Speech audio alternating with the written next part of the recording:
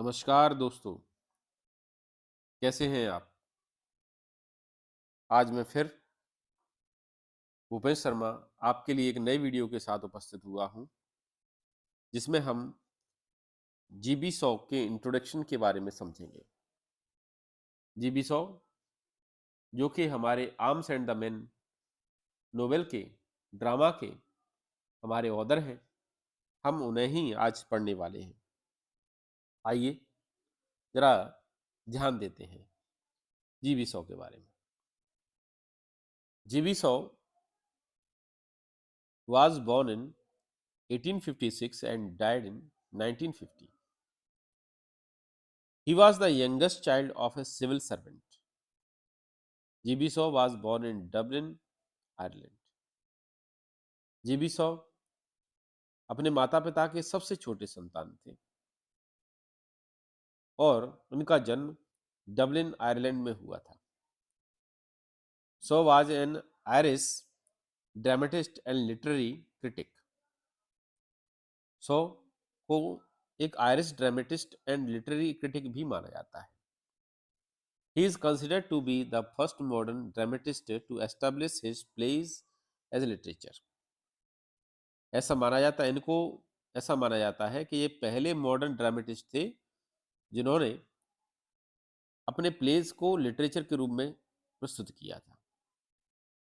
So is the only person who has been awarded both Nobel prize in literature and an Oscar for his work on film adaptation of his play Pygmalion. ये याद रखने वाली बात है कि इनके जो नाटक था प्ले पिग्मेलियन, इसके लिए इन्हें नोबेल प्राइज भी मिला था लिटरेचर में और ऑस्कर भी इन्हें मिला था। Shaw worked as a junior clerk in Dublin estate agency for some time. कुछ समय के लिए सो ने डबलिन स्टेट एजेंसी में एज ए क्लर्क कार्य किया before moving to London in 1876। There he established himself as leading theatre.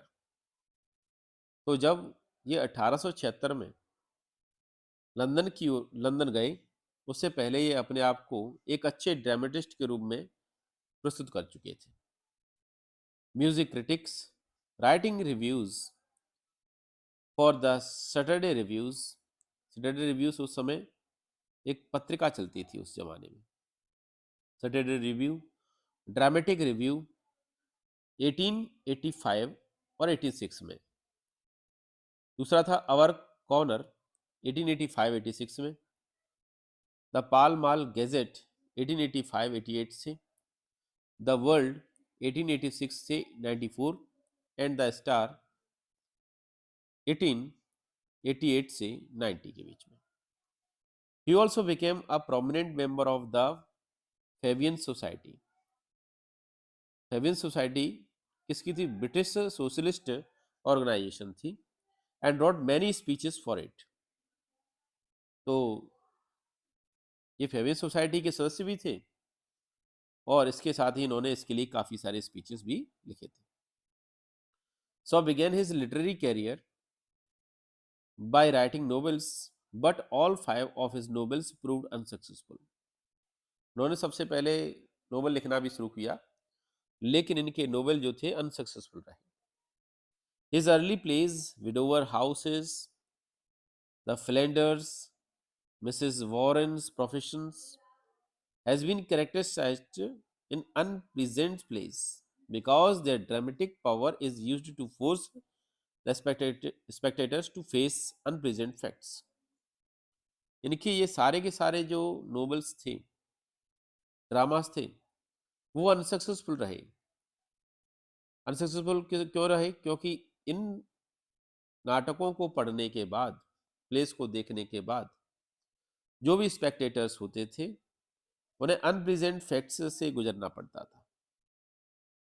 These plays were followed by the pleasant plays return to the amuse the audience. लेकिन ये नाटकों को जो फिल्माया जाता था तो वो प्लीजेंट प्लेस के नाम से फिल्माया जाता था।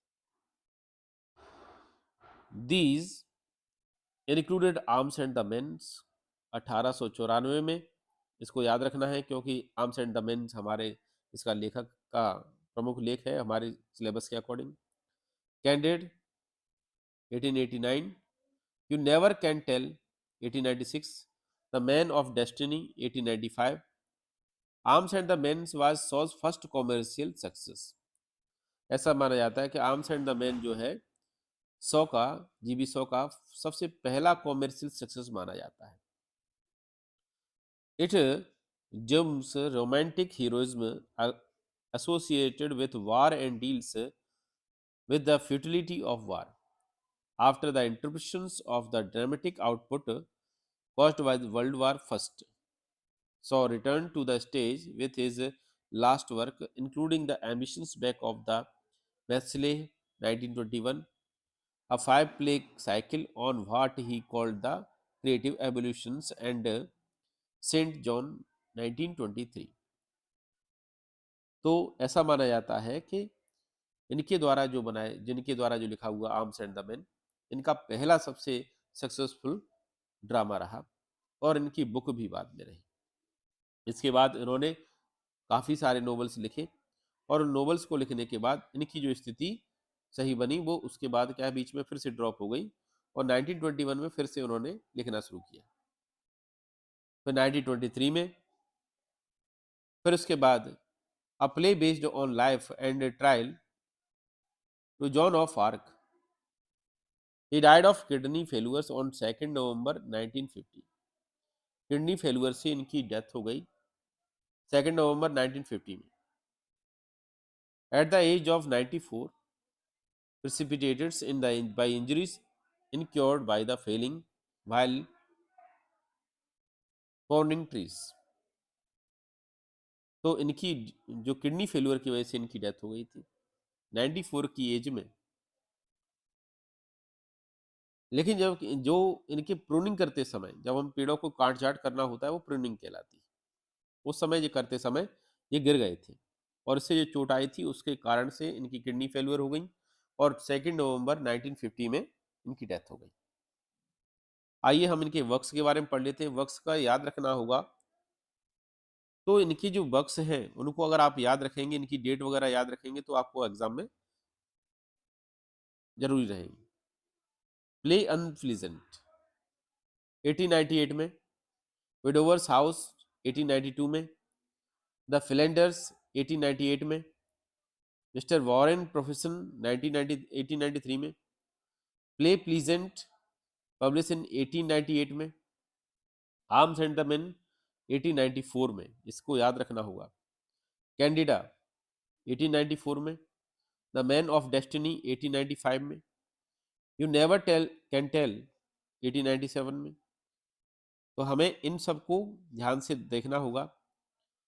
3 प्लेज फॉर द प्यूटियंस 1907 में, डेविल्स डिसिपल्स 1897 में, सीजर एंड क्लियोपेट्रा 1898 में। ये थोड़ी सी सीजर्स एंड क्लियोपेट्रा फेमस रही थी, इसको भी ध्यान रखना है। कैप्टन ड्रास बाउंड्स कन्वर्सन 1899 में, मैन एंड सुपरमैन 1992 से 93 में, मेजर बारबरा 1905 में, द डॉक्टर्स डायलेमा 1906 में, पिग्मेलियन 1912 से 1913, प्ले पिग्मेलियन ये जो इम्पोर्टेंट है ये इसके लिए इन्हें नोबेल पुरस्कार मिला था। Okay, back of the Methuselah in the evening beginning, the gospel of the brothers Bernards, the things happens, tragedy of an elderly gentleman as far as thoughts can reach, Saint Joan 1923 में। इसके अलावा इनके कुछ ऐसे भी थे। क्वांटिसेंस of एबनिज्म इनका novel था, या सॉरी ऐसे। Perfect Wagnerites commentary on the rings 1898 में इन्होंने लिखा था। The intelligent's woman guide to socialism and capitalism. तो इनके कुछ ये वर्क्स हैं, इनके बारे में थोड़ा बहुत पढ़ लिया है। अगले ही इसके बाद अगला वीडियो में एक और बनाने वाला हूँ जीबी 100 के बारे में, जिसके बारे में जीबी 100 से लेकर कुछ इंपॉर्टेंट टॉपिक्स रहेंगे और इसके अलावा हमारे आर्म्स एंड द मेन के कुछ इंपॉर्टेंट फैक्ट रहेंगे उसमें। तो जिन्होंने अभी तक वीडियो को सब्सक्राइब ना किया हो, प्लीज़ चैनल को सब्सक्राइब कर लें और आने वाले वीडियो को भी ध्यान से देखें। Thank you.